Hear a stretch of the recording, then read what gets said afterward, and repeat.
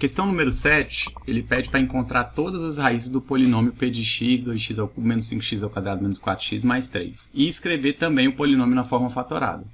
Como este é um polinômio de terceiro grau, admitindo as raízes complexas possíveis, nós vamos então ter que encontrar 3 raízes para esse polinômio.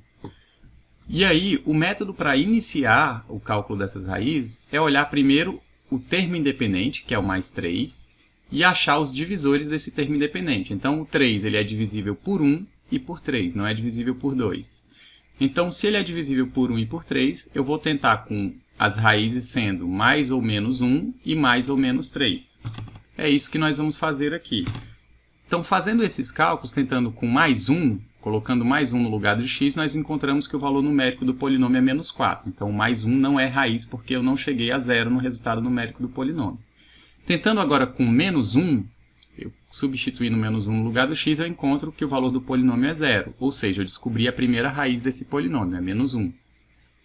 Com mais 3, eu também vou encontrar o valor numérico do polinômio sendo zero, ou seja, outra raiz é o mais 3. E com menos 3, eu encontrei que o polinômio vai chegar ao valor de menos 84. Então, o menos 3 não é raiz. Das 3 raízes que o polinômio de terceiro grau deve ter, 2 eu já achei, que é o menos 1 e o mais 3. Falta a terceira raiz. Por que ela não aparece aqui nesse método? Porque ela pode ser ou um número fracionário, e aqui a gente só está tentando números inteiros, ou ela pode ser um número irracional, ou pode ser que seja o menos 1 ou o mais 3 como uma raiz repetida, mas isso eu só vou ter certeza se eu descobrir quem é de fato essa terceira raiz. Então, como nós só encontramos 2 raízes e o polinômio é de terceiro grau, qual o método que nós vamos utilizar para descobrir a terceira raiz? Nós vamos usar o método de Brio-Ruffini para reduzir o grau desse polinômio. Então, como a gente vai fazer isso? Eu vou escolher uma das raízes, qualquer uma delas a princípio, vou começar com uma delas. Eu vou pegar, a gente tem as raízes menos 1 e mais 3. Eu vou começar com menos 1. Vou colocar os coeficientes do polinômio nas chaves. Então vai ficar 2, menos 5, menos 4 e mais 3. E aí eu vou proceder o método de Brio-Ruffini, vou baixar o grau desse polinômio. Lembrando que, a princípio, ele está aqui com grau 3. Esse aqui é o termo de grau 3. Quando eu concluir esse processo, eu vou chegar a um polinômio de grau 2. Então, desce o 2, multiplica por menos 1 e soma com menos 5. 2 vezes menos 1, menos 2. Com menos 5 dá menos 7. Menos 7 vezes menos 1 dá 7 positivo. Menos 4 dá mais 3. 3 vezes menos 1, menos 3. Com 3, 0. Então, o resto da divisão é essa daqui.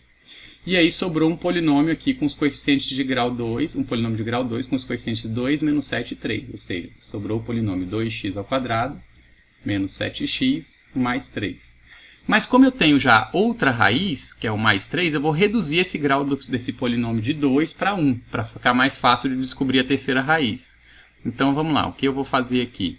Vou colocar agora aqui o mais 3 e vou seguir o mesmo raciocínio com esses coeficientes numéricos que estão de vermelho. Então, se a gente seguir o mesmo raciocínio, o que vai acontecer aí? Eu repito 2. 2 vezes mais 3 dá 6. 6 positivo menos 7 dá menos 1. Menos 1 vezes mais 3, menos 3. Com mais 3, 0. Então, agora, o meu polinômio aqui, que era de grau 2, baixou para um polinômio de grau 1. Então, eu fiquei com um polinômio de grau 1 sendo 2x menos 1. Tá certo? E para encontrar a terceira raiz que está faltando, eu vou pegar esse polinômio que sobrou, 2x menos 1, e vou igualar a zero.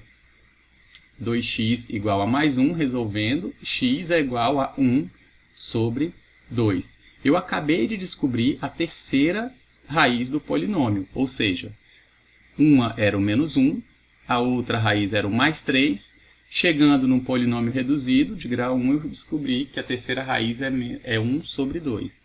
Ou seja, a solução é menos 1, 1 meio e mais 3. Essas são as 3 raízes desse polinômio de terceiro grau.